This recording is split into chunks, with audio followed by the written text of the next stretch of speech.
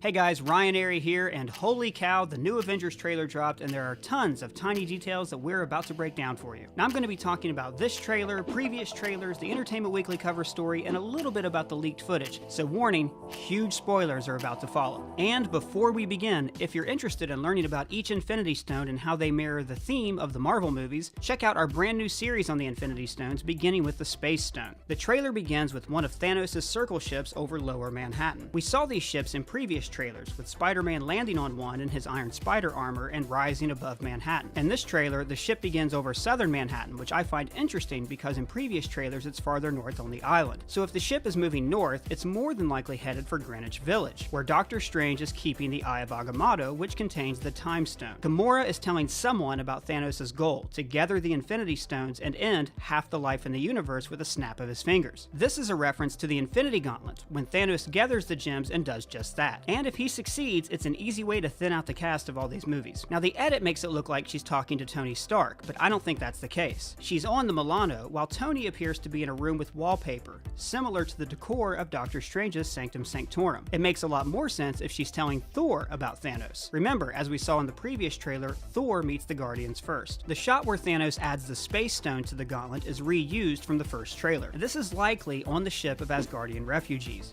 It's interesting that he has the Power Stone already. Remember, the Power Stone is being kept on Xandar, where Peter Quill had a dance-off with Ronan. Xandar is likely the planet from the first Infinity War trailer, judging from the multiple suns. And there's two explanations for Thanos adding the Space Stone to his gauntlet second. One, that he destroys Xandar earlier, either in a prologue or a flashback.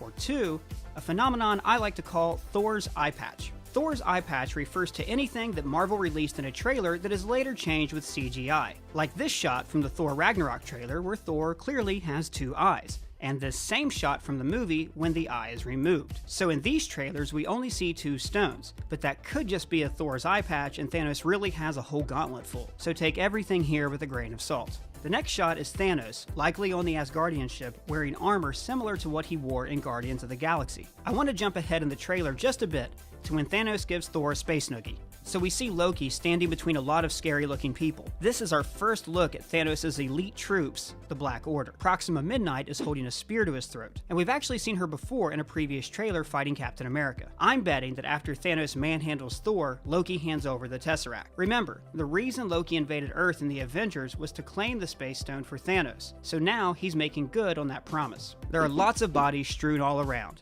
and I really hope that Valkyrie, Heimdall, and Korg all make it out of this one alive. I mean, they were great characters. Meek, where are you from? Oh, Meek's dead. Oh. Yeah, and I accidentally stomped on him on the bridge. I've just felt so guilty. I've been carrying him around all day. And there's a little bit of an inconsistency here. When Thanos is crushing Thor's head, he's wearing the Infinity Gauntlet. But when he crushes the Tesseract, he is gloveless. Maybe he beats up Thor, strips off some armor, and then crushes the stone? But it doesn't make sense that he would take off his glove ever because it contains the Power Stone. I don't know. Let me know what you think in the comments. Then we see Rhodey, Natasha, and Banner looking up at the sky. Banner's wearing the same outfit he wore in Wakanda in the previous trailer, and later when they arrive in the country. But the tech on the roof isn't that futuristic looking. So I'm going to say they're on top of Avengers HQ as one of Black Panther's Bugatti spaceships arrives to escort them to Wakanda. In the Super Bowl trailer, we saw Cap, Widow, a person who's probably Wanda, and an injured Vision arrive at the Avengers HQ. Couple this with the Entertainment Weekly photo that show them with Rhodey now walking. Magic legs. And we have a lot of clues. Here's how I think this goes down. The Vision is attacked by two members of the Black Order, Proxima Midnight and Corvus Glaive, judging by the staff shown here, and they're beaten back with help from Cap and Black Widow. All of them retreat to Avengers HQ where they meet Rhodey. But why would they retreat to Avengers HQ? Aren't Tony and Steve fighting? Well, remember, in a previous trailer, Tony was holding the flip phone that Steve gave him. So Tony and Steve are working together, over the phone at least. Next we see Peter, who is the worst at keeping his identity a secret outside of his school bus and wearing his mask, then web-slinging under the Queensboro Bridge. This is likely a continuation from this shot in the first trailer, when his spider sense is alerted by Thanos' ship. The bus is also heading back toward Queens, meaning the kids were probably in the city for a field trip or an academic competition. It's pretty cool, because in Spider-Man Homecoming, we never saw him web-sling in Manhattan, only a brief scene at the Staten Island ferry. So when you think about Homecoming's theme of Peter not flying too high until he's ready, now it's pretty impressive that he's not only far above Manhattan, but probably goes into outer space in this film. Then Iron Man flies toward the ship, and we see a little bit of the armor's new transformation capabilities. In our Black Panther Easter egg video, we guessed that Tony's armor would take on Wakandan tech, because of the way it seems to form, similar to the Black Panther's new suit. Now we see that the suit can also create a giant thruster. In the Entertainment Weekly article, it's also implied that Tony's new armor is capable of space travel, so this thruster may be how he escapes the atmosphere.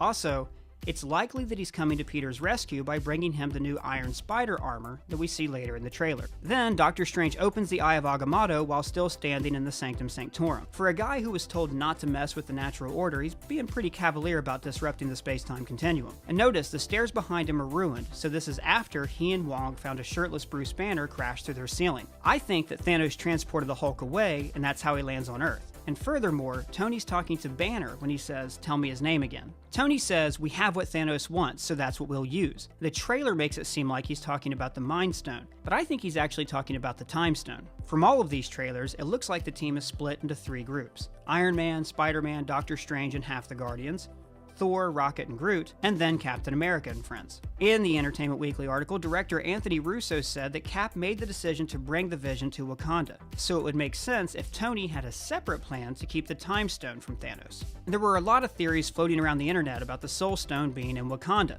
and that's how T'Challa communicated with his ancestors. Now that's up in the air, and it seems like Wakanda is just a fortified place where they can defend the Mind Stone. Shuri is looking at a projection of the Vision's head, and I love that this is technology that amazes even her. This shot of the Guardians walking off the ramp of the Milano looks like it takes place in nowhere, which we saw in Guardians of the Galaxy. It's the head of a Celestial where the Collector lives. Remember, the Collector still has the Reality Stone, after Asgardians gave it to him in the post-credits scene of Thor: The Dark World. In the leaked footage, the Guardians encounter Thanos taking the Reality Stone from the Collector. So why doesn't Thanos seem to have the stone later in the movie? Well, Thor's eye patch, maybe he does, and the filmmakers are just hiding it from the marketing.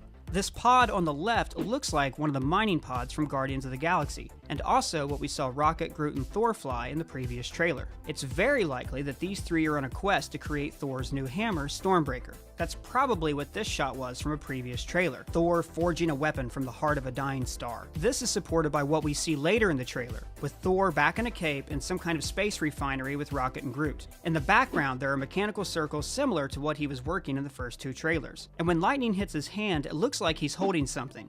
I think that he actually has his new hammer, but they CGI'd it out to save the reveal for the film. Again, Thor's eye patch. So now worlds really start to collide, and we see the 2 Peters, Iron Man, and Drax all together. And we've seen this scenery before in the behind-the-scenes footage from the first day of shooting. The big question is, where is this location? At first I thought it was Xandar because the architecture is similar, but the logic doesn't hold up.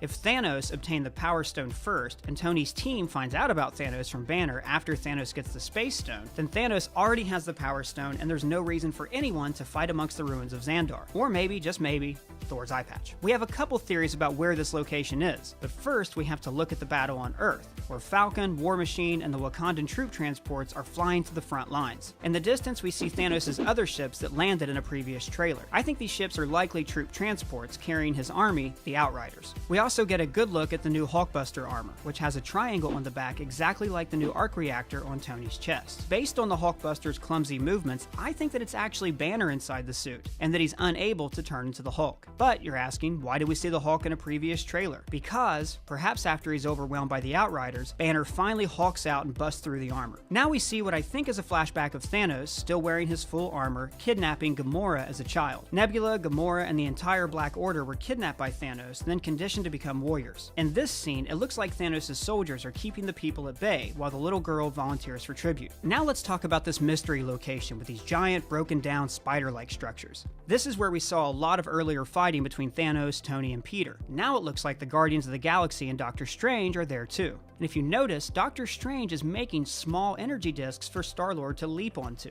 That's pretty impressive teamwork for 2 guys who just met. We also see that these machines are in a valley, and that one of Thanos' circle ships crashes through one of them. And there's two possible locations this could be. One is Wakanda, but in a different area of Wakanda than Cap and company are fighting in. But I don't think that's the case, because this appears to be the same planet where Thanos drops a moon on the heroes. So I think that the most likely explanation is that this is Thanos' home planet, Titan. In the Entertainment Weekly article, it says that Titan is, quote, no longer inhabited because of things Thanos thought he could prevent. I think that Titan became overcrowded, and that's why Thanos is set on destroying half the life in the universe, to bring balance. He even mentions balance in almost every trailer, and if you pay attention, you'll see that these structures are already ruined and broken. It could be that the heroes are on Titan because it contains the Soul Stone, or some other key to defeating Thanos from his past. Doctor Strange is being tortured, apparently by Ebony Maw, another member of the Black Order. But this shot of Maw looks like it's on the Asgardian ship, while the shot of Strange appears to be in the same location where he meets Spider-Man later in the trailer. But regardless of where it takes place, the needles piercing Strange look like astral projections, and there's some huge implications there.